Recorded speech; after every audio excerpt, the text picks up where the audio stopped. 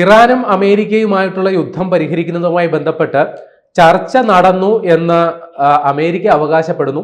പക്ഷേ ഇറാൻ അത് നിഷേധിക്കുകയും ചെയ്തു. ഞങ്ങൾ തമ്മിൽ ചർച്ച നടത്തിയിട്ടില്ല, അമേരിക്ക തന്നെ അങ്ങോട്ടും ഇങ്ങോട്ടും വരുന്ന അമേരിക്കക്കാർ തന്നെയാണ് ചർച്ച ചെയ്തെന്ന പരിഹാസ രൂപേണയാണ് ഇറാൻ പ്രതികരിച്ചത്.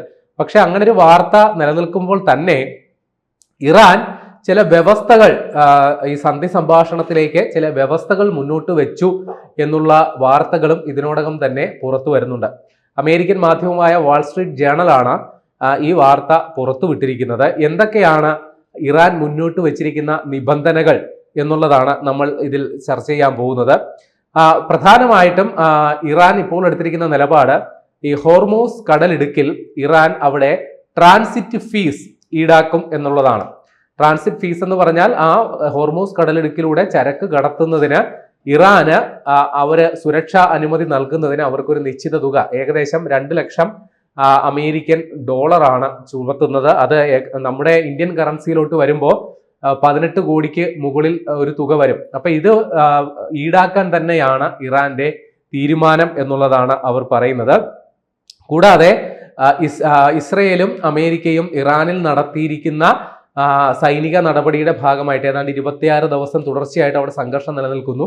ഭീമമായ സാമ്പത്തിക നഷ്ടം ഇറാൻ ഉണ്ടായിട്ടുണ്ട്. അവരുടെ പല സാമഗ്രികളും കെട്ടിടങ്ങളും പല സാമഗ്രികളും നശിപ്പിക്കപ്പെട്ടിട്ടുണ്ട്. അപ്പൊ ഇതിന് അവർ കണക്കാക്കുന്ന ഒരു നഷ്ടപരിഹാര തുകയുണ്ട്. ആ നഷ്ടപരിഹാര തുക അമേരിക്കയും ഇസ്രയേലും വീതിച്ച് നൽകണം എന്നുള്ളതാണ് ഇറാന്റെ ഒരു നിലപാട്. അതോടൊപ്പം തന്നെ ഈ ഇറാനെതിരെ നിലവിൽ പ്രഖ്യാപിച്ചിരിക്കുന്ന വിവിധ തരത്തിലുള്ള സാമ്പത്തിക ഉപരോധങ്ങളുണ്ട്. അത് 2018 ട്രംപ് ഇറാനുമായിട്ടുള്ള ആണവ നിർവ്യാപന കരാറിൽ നിന്ന് 2018 ട്രംപ് പിൻവാങ്ങിയതിന് തുടർന്നാണ് ഇറാനെതിരെ അന്താരാഷ്ട്ര സാമ്പത്തിക ഉപരോധം വന്നത്. 2015 ഇറാനുമായിട്ട് ആണവ നിർവ്യാപന കരാർ സാധ്യമായത്. 2018 ട്രംപ് പിൻവാങ്ങിയതോടുകൂടി കടുത്ത നിയന്ത്രണം ഇറാൻ നേരിടുന്നു. അപ്പൊ ഇത്തരത്തിലുള്ള അന്താരാഷ്ട്ര സാമ്പത്തിക ഉപരോധവുമായി ബന്ധപ്പെട്ടിട്ടുള്ള എല്ലാ നിബന്ധനകളും എല്ലാ നിയന്ത്രണങ്ങളും പൂർണ്ണമായി ഒഴിവാക്കി തരണം എന്നുള്ളതാണ് ഇറാന്റെ അടുത്ത ആവശ്യം.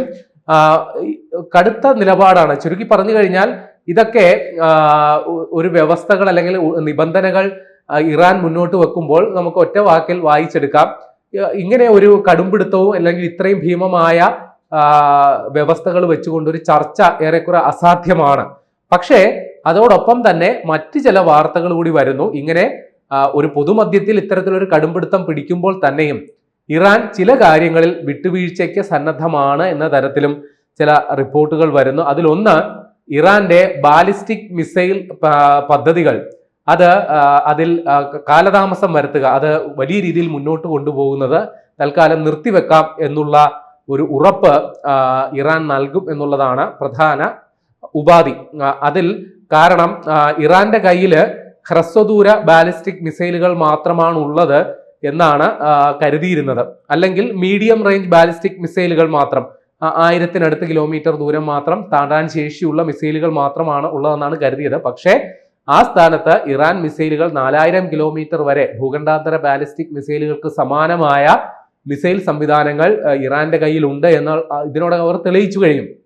അപ്പോൾ ഇസ്രായേലിനെ സംബന്ധിച്ച് ഇത് വലിയൊരു ഭീഷണിയാണ്. കാരണം ഏകദേശം 22,000 ചില്ലുവാനും ചതുരശ്ര കിലോമീറ്റർ മാത്രം വിസ്തൃതിയുള്ള ഒരു ചെറിയ രാജ്യമാണ് ഇസ്രായേൽ. അതുകൊണ്ട് തന്നെ അവരുടെ ശത്രു രാജ്യമായ ഇറാന്റെ കയ്യിൽ ഇത്തരത്തിലുള്ള മിസൈൽ സംവിധാനങ്ങൾ, അത് ആണവ വാഹക ശേഷിയുള്ള മിസൈലുകളാക്കി മാറ്റാനായിട്ട് വലിയ പണിയൊന്നുമില്ല.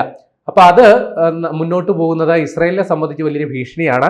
അപ്പോൾ അത് ഈ ബാലിസ്റ്റിക് മിസൈൽ പ്രതിരോധ പദ്ധതികളൊക്കെ നിർത്തിവെക്കണമെന്നുള്ളതായിരുന്നു നേരത്തെ അമേരിക്കയും ഇറാനും നടത്തിയ ചർച്ചയിലെ മുഖ്യ ആവശ്യം. അതിന് ഇറാൻ ഇതുവരെ അനുകൂലമായി പ്രതികരിച്ചിരുന്നില്ല. പക്ഷെ അതിലൊരു ചർച്ചയാകാം, അതിൽ ചില ഇളവുകൾ നടത്താൻ തയ്യാറാണ് എന്നുള്ളതാണ് അവരുടെ ഇപ്പോഴത്തെ ഒരു നിലപാട്. അതോടൊപ്പം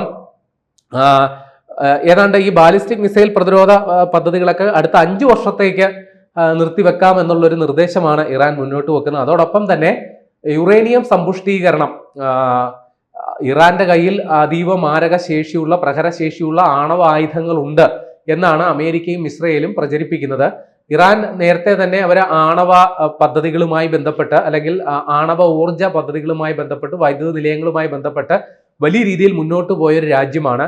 അതിനു വേണ്ടിയിട്ട് ഈ വൈദ്യുതി ഉൽപ്പാദിപ്പിക്കുന്നതിന് വേണ്ടിയിട്ട് 60% വരെ അവർ യുറേനിയം സമ്പുഷ്ടീകരിച്ചിട്ടുണ്ട്.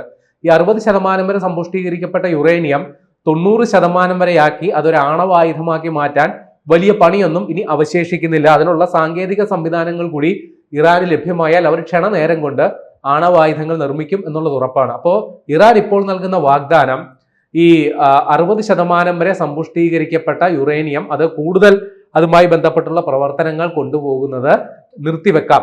അതോടൊപ്പം അന്താരാഷ്ട്ര ആണവോർജ ഏജൻസിയുടെ നിബന്ധനകൾ പാലിക്കുന്നതിനും അവരുടെ പരിശോധനകൾക്കുള്ള അനുമതിയും നൽകാം എന്നുള്ളതാണ് അവരുടെ ഒരു നിലപാട്. അതോടൊപ്പം ഏതാണ്ട് 445 കിലോ 60% വരെ സമ്പുഷ്ടീകരിച്ച യുറേനിയം ഇറാന്റെ കൈവശമുണ്ട് എന്നുള്ളതാണ്. അപ്പൊ ഇതിലൊരു ക്ലിപ്തത വരുത്താം, ഇതിലൊരു ഉറപ്പ് വരുത്താം എത്ര വരെ ഉണ്ട്. അത് ഈ പരിശോധനകൾക്ക് അവർ അനുമതി നൽകുന്നത് കൊണ്ടാണ് അത് സാധ്യമാകുമെന്ന് പറയുന്നത്. അതോടൊപ്പം പ്രോക്സി ഫണ്ടിങ് ഇറാൻ നിർത്തിവെക്കും എന്നുള്ള വാർത്തകളും വരുന്നു. പ്രോക്സി എന്ന് പറഞ്ഞു കഴിഞ്ഞാൽ ഇറാന് വേണ്ടിയിട്ട് നിഴൽ യുദ്ധം നടത്തുന്ന ഭീകര സംഘടനകൾ, ഇപ്പോൾ ഹൂത്തികൾ, ഹമാസ്, ഹിസ്ബുള്ള തുടങ്ങിയ ഭീകര സംഘടനകൾക്കൊക്കെ തന്നെ ഇറാൻ സാമ്പത്തികമായിട്ടും സൈനികമായിട്ടും സഹായങ്ങൾ നൽകുന്നുണ്ട്. അത് നിർത്തിവെക്കാം എന്നുള്ളതാണ് അവർ നൽകുന്ന ഏറ്റവും വലിയ ഒരു മുന്നറിയിപ്പ്. ഏതായാലും ഇക്കാര്യത്തിൽ ഇനി ഇസ്രയേലും അമേരിക്കയും ഇതിനോട് എങ്ങനെ പ്രതികരിക്കുന്നു എന്നതിനെ ആശ്രയിച്ചാണ് ഈ സമാധാന ചർച്ച എത്രത്തോളം മുന്നോട്ട് പോകും എന്നുള്ള വിവരങ്ങൾ വരുന്നത്. ഞാൻ പറഞ്ഞു തുടങ്ങിയപ്പോൾ ഞാൻ പറഞ്ഞതുപോലെ ഇസ്രയേൽ ഇപ്പോഴും ഒരു കൃത്യമായ ഒരു നിലപാട് ഇക്കാര്യത്തിൽ പറഞ്ഞിട്ടില്ല. അമേരിക്കയെ പരിഹസിക്കുന്ന ഒരു നിലപാടാണ് എടുത്തത്. അമേരിക്ക ഇറാനുമായി ചർച്ചകൾ തുടങ്ങി എന്നുള്ള അവകാശവാദം ഉന്നയിക്കുമ്പോഴും ഞങ്ങൾ ആരുമായിട്ടും ചർച്ച ചെയ്തിട്ടില്ല, അമേരിക്ക അവരോട് തന്നെയായിരിക്കും ചർച്ച ചെയ്തത് എന്നുള്ളൊരു നിലപാടാണ് എടുത്തത്. പക്ഷേ പുതിയ വാർത്തകൾ അത് ശരിയാണെങ്കിൽ പാകിസ്ഥാനിലെ ഇസ്ലാമാബാദിൽ ഇറാനും അമേരിക്കയുമായിട്ട് ചർച്ചകൾ നടക്കും. ഇതുമായി ബന്ധപ്പെട്ടുള്ള ആശയവിനിമയം പൂർത്തിയായിട്ടുണ്ട്. അപ്പോൾ എന്ന് എപ്പോൾ എന്നതിന് മാത്രമേ ഇനി കാത്തിരിക്കേണ്ടതുള്ളൂ. അമേരിക്കയുടെ വൈസ് പ്രസിഡന്റ് JD വാൻസ് പാകിസ്ഥാനിലെ ഇസ്ലാമാബാദിലേക്ക് എത്തും. അവിടെ വെച്ച് ഈ ചർച്ച നടക്കും എന്നുള്ളതാണ് വിവരം. ഏതായാലും കഴിഞ്ഞ 28-ാം തീയതി രാവിലെ 9:38 ആരംഭിച്ച യുദ്ധം അവരുടെ പരമോന്നത മേധാവി അയത്തുള്ള അലി ഖമനിയെയും അദ്ദേഹത്തിന്റെ ഏറ്റവും അടുത്ത അനുയായികളെയും ബന്ധുക്കളെയും അടക്കം വധിച്ചുകൊണ്ട് തുടങ്ങിയ ഈ യുദ്ധം ഇന്ന് ഏതാണ്ട് 1 മാസത്തോളം ആകുന്നു. 28 ദിവസം ഇപ്പോൾ പിന്നിട്ട് കഴിഞ്ഞു.